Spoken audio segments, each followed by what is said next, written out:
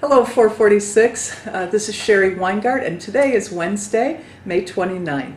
And we've been through our first week of back and forth on the issue of forced choices. And I liked the dialogue very much, and one of the things that impressed me was that the personal choices that you described were profound, and you can tell that you wrestled with them. And the professional or kind of policy issues that were raised were also profound. And many of you, as you brought up those kinds of issues, said, "I hope we go further with that in this course," or "I'd really like to explore this," or "Why is this so?" Great, entrees for me to say a little bit more about that. I wrote in the introduction a few days ago that a forced choice situation ought to make us uncomfortable. That the words that we use about "I'm torn," "I wrestled with," I haven't yet come to terms with this.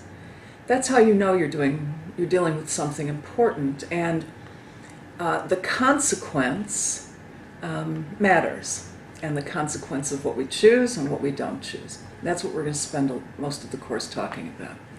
So some of the specific issues that were raised give me a chance to point you to some of the resources and give you a sense of why I chose these resources. So that in, for example, Amelia's discussion about wondering about whether we should the pros and cons of a socialized healthcare system, and we need rationing, and how can we make these decisions? These are impossible choices about which kind of population gets what kind of medical care.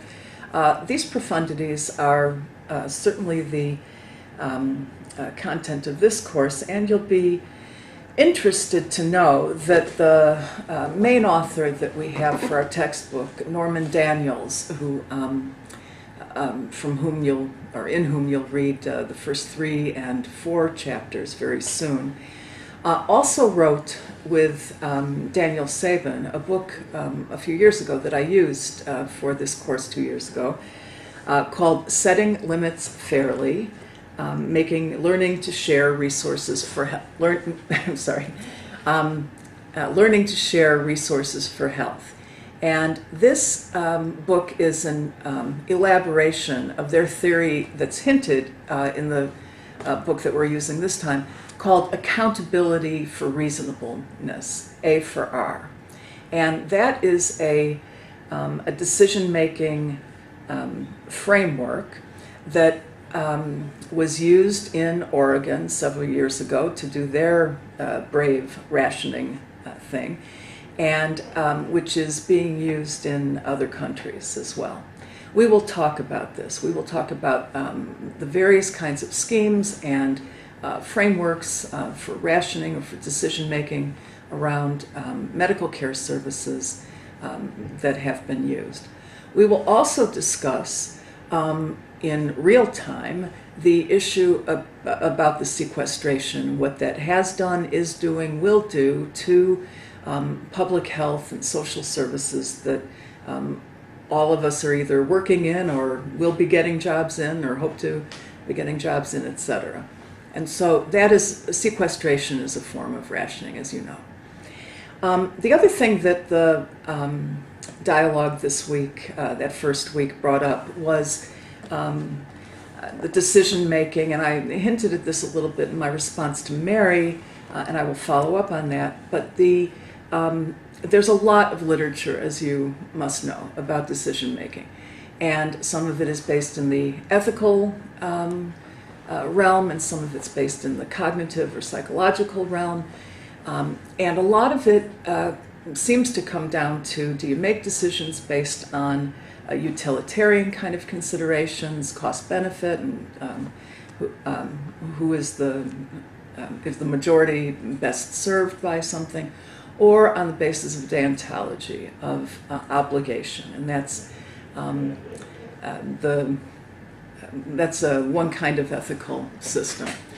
But what Bazerman and Moore do in judgment in managerial decision making is that they say this is a false dichotomy, and the dichotomous thinking is dangerous because we miss a lot of things. So I'm going to refer you to chapters 6, which are about motivation and emotion, their influence on decision making, and I think all of you kind of hinted at some of those issues in your responses in the forced choice exercise, and chapter 8, which is on fairness and ethics in decision making.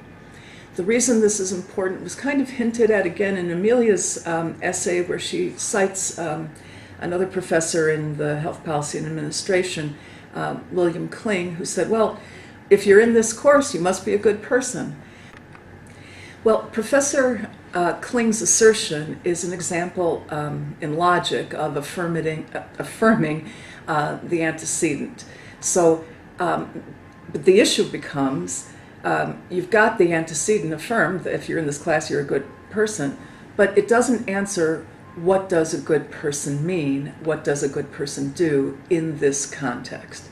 And so the Bazerman and Moore, and then in Bazerman and Tenbrendsell in the blind spots, the reason I was hoping people would pick up on this, is that we are all less ethical, it turns out, than we think we are. Okay?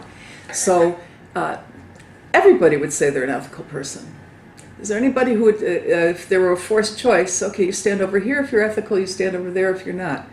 Who's going over there? Not many people.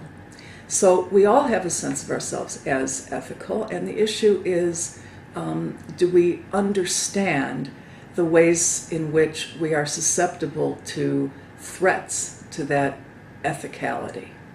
And this is what Bazerman and Moore deal with in these two chapters, 6 and 8 of the textbook that you're working with, and also what they deal with in what Bazerman does with his new partner in a very engaging way in the Blind Spots book.